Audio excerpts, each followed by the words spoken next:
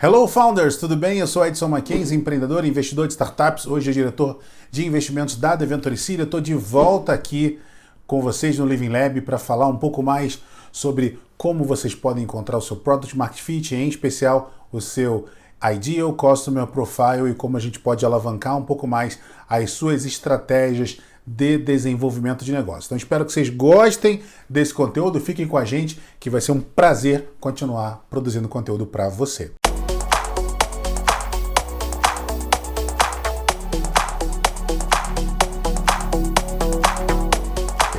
Primeiro passo, ICP. O que é isso? Ideal Customer Profile. É o perfil de cliente ideal, o perfil do seu consumidor ideal. Se você tem um negócio, você tem uma startup e hoje passou pelo menos dos 50 clientes, você já tem informação suficiente na sua base para que você possa identificar quem é o seu ICP. Mas afinal, o que é o ICP? Basicamente aquele cliente que te dá menos trabalho e que te dá mais dinheiro. Todo mundo quer isso, né? É o cliente que dá menos trabalho e mais dinheiro. Como que a gente consegue chegar nesse perfil de cliente ideal? Minha dica para você é que o primeiro passo é você criar uma estratégia de clusterização, você cria uma estratégia de agrupar. Mas o que é clusterização? Bom, lembra da quinta série, teoria de conjuntos?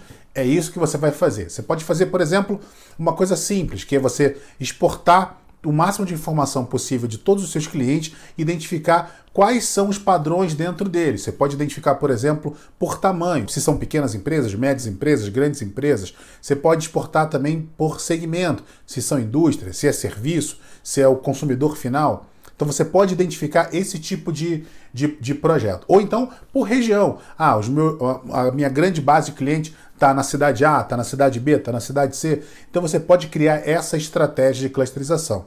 Depois você vai pegar todos esses dados e vai colocar num eixo onde você vai entender uma coisa chamada LTV, Lifetime Value, que significa a quantidade de dinheiro que esses clientes dão para você dentro de uma linha do tempo. O ideal é que seja uma linha de 1 ano para que você possa ter um recorte padrão para todo mundo, mas você pode identificar o eixo que você quiser.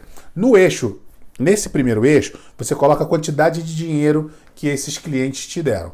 E aqui no eixo, na base desse eixo, você coloca a frequência que eles voltam para você. Aos poucos você vai identificar qual é o maior número de clientes, quantas vezes eles voltam para você e quanto de dinheiro eles dão para você. E aí aos poucos você vai conseguindo clusterizar e você vai identificando qual que é o seu consumidor ideal. Quem são essas pessoas que mais compram com você e que mais gastam dinheiro com você e que têm menos interação, que consomem menos recursos da sua empresa. Fazendo isso, você vai começar a identificar um mercado muito específico. E ao identificar esse mercado específico, começa a ficar um pouco mais fácil. Porque quando você identifica, por exemplo, que os seus clientes são microempresas de serviço, você não precisa mais gastar, por exemplo, investimento em marketing para falar com indústrias ou para falar com empresas produtoras, com empresas de produto. Você já sabe muito bem onde você vai identificar. Quando você consegue identificar, por exemplo, em qual região ou qual segmento de mercado esses seus clientes estão inseridos, fica muito mais fácil na hora de identificar quais são as ferramentas de comunicação, quais são os caminhos que você vai utilizar para conversar com eles. Meu grande conselho também, a partir daqui, é que se você ainda não tem um CRM, que você já comece a desenvolver estratégias para implantar um CRM no seu negócio. Existem muitos legais e um dos meus conselhos para você é que vocês conheçam a Magnet Custom. É uma empresa, um CRM de Campo Grande, do Mato Grosso do Sul, que começou atendendo lojas de automóveis, principalmente para que elas pudessem fazer o melhor processo de atendimento entre os seus consumidores de automóveis. E com o tempo, essa ferramenta se transformou, criou-se um novo produto aberto para qualquer tipo de prestador de serviço. Então fica meu conselho para que vocês conheçam a Magnet Custom, que pode ajudar muito vocês a identificar como que vocês podem aumentar e assim começar, inclusive, a calcular mais o seu TAM, o SAM e o SOM. Você sabe o que é isso? Você já ouviu falar sobre TAM, SAM e SOM? São letrinhas bem difíceis. Eu adoraria explicar para vocês, é um tema que eu adoro, mas eu encontrei um vídeo do meu grande amigo Vandré Salles, um cara incrível, fora de série, com bastante conhecimento na área, que vai explicar para vocês. Vandré, vem com a gente, conta pra galera o que é TAM, SAM e SOM. Você já ouviu falar nesses termos como TAM? Né? Já ouviu falar em SAM? Já ouviu falar em SOM? Né? Ou seja, são três termos, palavrinhas aí que no universo dos negócios, se você não entende, não compreende com profundidade esses conceitos, pode ser que você esteja dimensionando de forma errada os seus negócios. Então vamos pensar aqui comigo.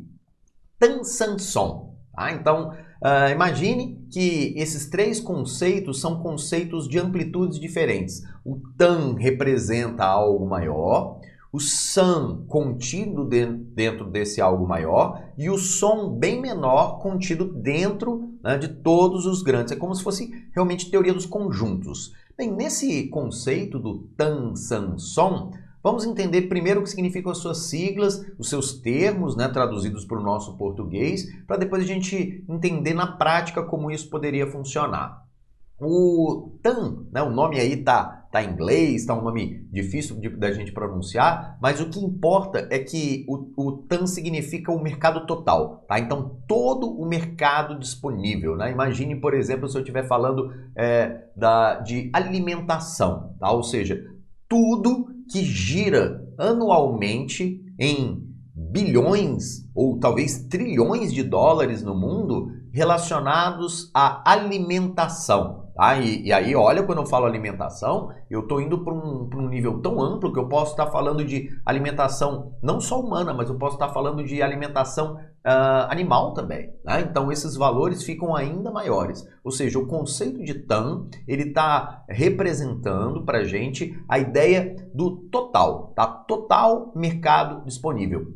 Lembrando que sempre que a gente for pensar em termos como TAM, como SAM e como SOM, a gente tem que pensar em unidades monetárias. Eu não posso dizer, por exemplo, o mercado de alimentação do planeta Terra, ele é um mercado que atinge 7 bilhões de pessoas. Tá? Ou seja, óbvio, a gente sabe que todas as pessoas do mundo precisam comer. Então, esse mercado é um mercado acessível, total, que inclui todas as pessoas. Mas o que a gente está se questionando aqui não é a quantidade de potenciais clientes que a gente tem, mas o valor financeiro total que é movimentado pela economia globalmente quando a gente fala de um determinado produto ou serviço. Tá? Agora, se eu for restringir um pouco mais, eu entro no conceito de SAM. O conceito de SAM já não é mais aquele mercado total. Ele representa para a gente um mercado que a gente chama de mercado endereçável. Tá? O mercado endereçável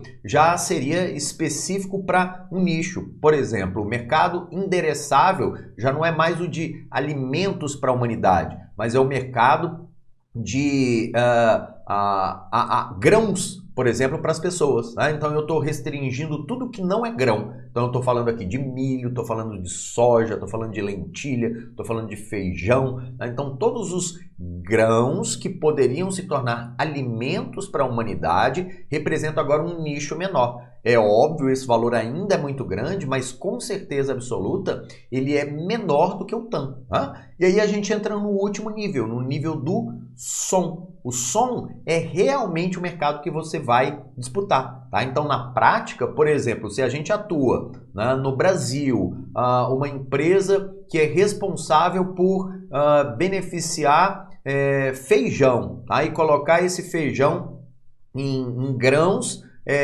para que sejam vendidos em supermercados, tá? Então, nota que a gente saiu daquele conceito do TAM total, que é todo o dinheiro que movimenta a humanidade do ponto de vista de alimentação. Entramos num conceito bem menor, que era o conceito de todos os grãos, né, que são vendidos no mundo durante um período. E agora eu fui para um mercado muito menor, que é o mercado de feijão ensacado, pronto para o consumo nas gôndolas dos supermercados. E veja que esse valor é muito menor. E por uma empresa que disputa esse mercado especificamente, esse é o seu SOM. Tá? Então não adianta ela tentar disputar o mercado do TAM, sendo que tudo que ela faz está direcionado a oferecer aquele saco de feijão disponível para uma pessoa no supermercado. Tá? Então esse é um conceito importante. Muitas pessoas confundem quando estão modelando seus negócios e criam conceitos de TAM, aonde deveriam estar pensando o som. Tá? Então, nosso pensamento hoje vai ser como colocar isso em prática, para entender na prática isso como funciona. Muito legal esse conteúdo do Vandré, né? Ajuda muito a gente a esclarecer quais são os caminhos que a gente deve tomar na hora de entender o TAM, o SAM e o som do nosso negócio. Agora que você identificou essa ferramenta, eu quero te fazer uma provocação. Quero te falar da dinâmica da vaca boba. Já ouviu falar? Bom, basicamente é o seguinte. É você pensar que a vaca, é você desenhar uma vaquinha no papel e pensar quais são os modelos de negócio que você pode desenvolver em cima dessa vaca. Primeiro, claro, a gente tem que entender quais são os recursos que essa vaca pode dar para você. Primeiro, ela pode dar leite. Ok, leite é um grande objetivo é uma das coisas mais óbvias que a vaca pode dar para você. Segundo, essa vaca pode também, por exemplo, ser usada para aerar a terra. Pode carregar aqueles objetos para aerar a terra. Ou uma outra dinâmica pode ser que aquela vaca possa ser usada para, por exemplo, transporte para logística. Você pode levar coisas em cima da vaca de um lado para o outro. Por último, a gente pode utilizar essa vaca, por exemplo, para procriação. Então a gente pega essa vaca, a gente cruza ela com um touro matador e aí essa vaca pode dar, por exemplo, novos bezerrinhos e a gente vai potencializando esses objetivos aqui. Se a gente pegar só um modelo de negócio de leite, o que a gente pode fazer? Passo número 1, vender leite. Ok, isso é uma hipótese muito óbvia. Segundo passo, o que a gente pode fazer? A gente pode também criar uma assinatura de leite. E aí faz com que as pessoas, por exemplo, quem toma muito leite, pode pagar um valor um pouco menor no litro, no consumo, e assim ter uma entrega recorrente do leite. A mesma coisa você tem que fazer após fazer aquela análise de ICP e utilizando com a visão o TAM, o SAM e o SOM. Quando você consegue clusterizar os seus públicos, os seus clientes ideais, você consegue identificar com muito mais facilidade, inclusive, esse processo. Em vez de ser a vaca, você começa a olhar os clusters dentro da sua base de clientes. Identificar, bom, esse aqui é o meu cliente ideal. É o que mais me dá dinheiro, o que menos me dá trabalho. E quem é o meu segundo cliente ideal? Que tipo de produtos eu posso trabalhar com ele? Como que eu consigo adaptar a minha entrega, a minha prestação de serviço, os meus caminhos, para que eu consiga torná-lo também tão bom quanto o meu primeiro cliente ideal? Então fica aqui a atividade para vocês, a provocação para que vocês façam a dinâmica da vaca boba. É uma dinâmica que eu gosto bastante e ajuda pra caramba na hora de pensar quais são os próximos passos que a gente pode dar.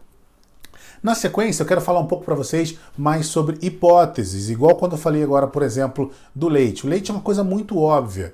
E uma coisa que eu gosto muito de provocar as pessoas, em especial quando eu estou em workshops, é quando a gente fala para vocês, por exemplo, a gente coloca um cesto e a gente chama de o lixo das certezas. O que que significa?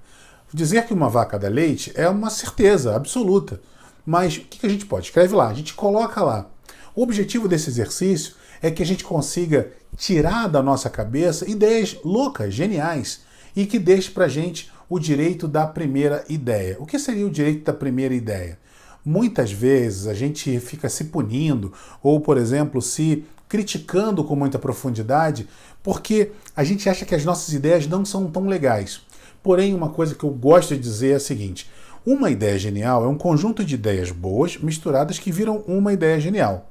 Uma ideia boa é um conjunto de ideias medianas que misturadas viram uma ideia boa. E uma ideia mediana é um conjunto de ideias ruins que misturadas viram uma ideia mediana e assim consequentemente.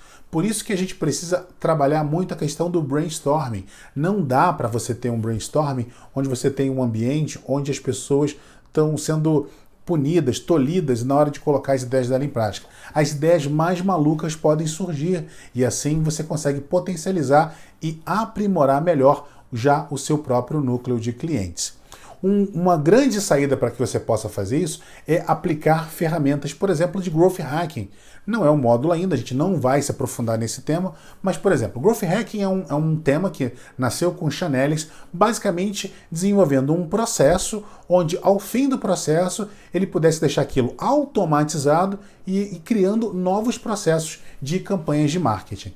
A primeira saída inicial era pensar que as melhores pessoas para aplicar o Growth Hacking eram os profissionais de marketing, mas não. O que eles entenderam? Que para criar automação era preciso trazer profissionais de tecnologia para que pudesse aplicar naqueles processos e assim alavancar e identificar novas possibilidades. Então ele provocou uma aproximação dos profissionais de marketing à tecnologia e dos desenvolvedores de tecnologia às campanhas de marketing. O resultado é que eles conseguiram fazer uma grande reviravolta e criar todo um novo processo de comunicação, todo um novo processo de ações de conexão e desenvolvimento.